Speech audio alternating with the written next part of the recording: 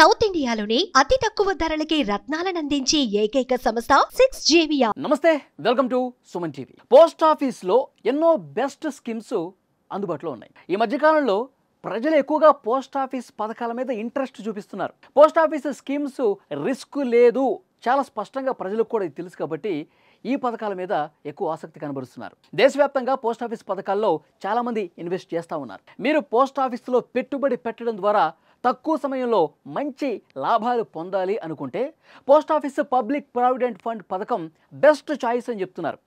కేవలం 411 రూపాయల పెట్టుబడితో 43 లక్షల రూపాయల వరకు పొందొచ్చు.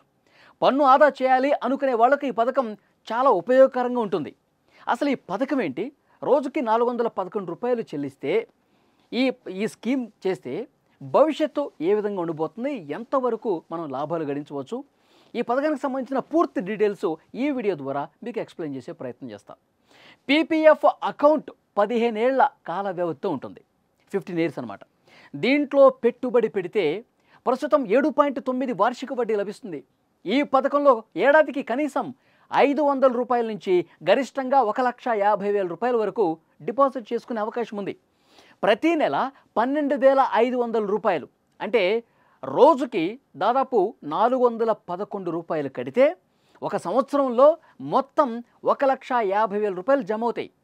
15 ఏళ్ల పాటు దాదాపు 43.6 లక్షలు అంటే 43,60,000 రూపాయలు పొందొచ్చు అనమాట 15 ఏళ్లలో. దీంట్లో దాదాపు 21 లక్షల రూపాయలు వడ్డీ రూపంలో అందుతాయి. ఇక ఇందులో ప్రత్యేకత ఏంటంటే వీటికి అసలు పన్ను అనేది ఉండదు.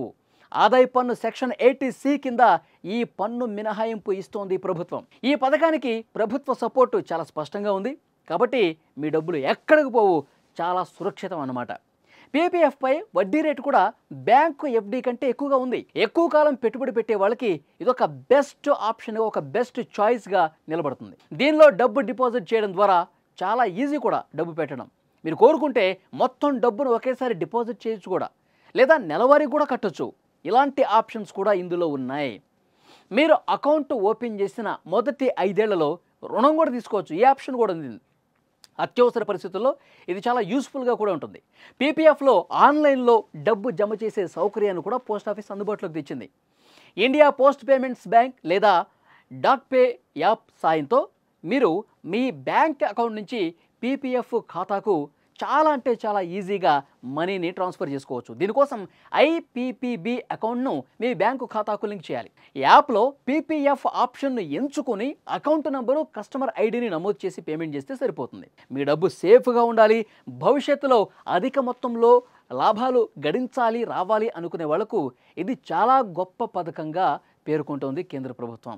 ఇప్పుడు చాలామంది కూడా ఇలాంటి పథకాల మీద ఇంట్రెస్ట్ చూపిస్తున్నారు. ఎందుకంటే వడ్డీ ఉంటుంది, మన డబ్బులు సురక్షితంగా ఉంటాయి. కేంద్ర ప్రభుత్వ పథకం, పోస్ట్ ఆఫీసులో డబ్బు జమ చేస్తే లాభాలు రావటమే కాదు, మన డబ్బు ఒక్క రూపాయి కూడా ఎటుకుపోదు.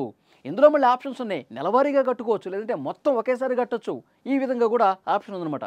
సో ఇది చాలా బెస్ట్ పథకంగా చెప్తున్నారు. చాలామంది ఇప్పుడు ఈ పోస్ట్ ఆఫీసు పథకం మీద ఇంట్రెస్ట్ చూపిస్తున్నారు. ఇంకో గొప్ప విషయం, ఇంతకుముందు నేను చెప్పినట్టు రుణం కూడా తీసుకోవచ్చు అనమాట. మనకి ఎప్పుడన్నా అవసరం ఉంది, డబ్బు అవసరం ఉంది, రుణం తీసుకోవచ్చు, మళ్ళీ కట్టుకోవచ్చు. సో ఇలాంటి ఆప్షన్స్ ఉన్నాయి. రోజుకి 411 రూపాయలే అంటే నెలకి 12,500 రూపాయలు. 15 సంవత్సరాల కాల పరిమితం ఉంది.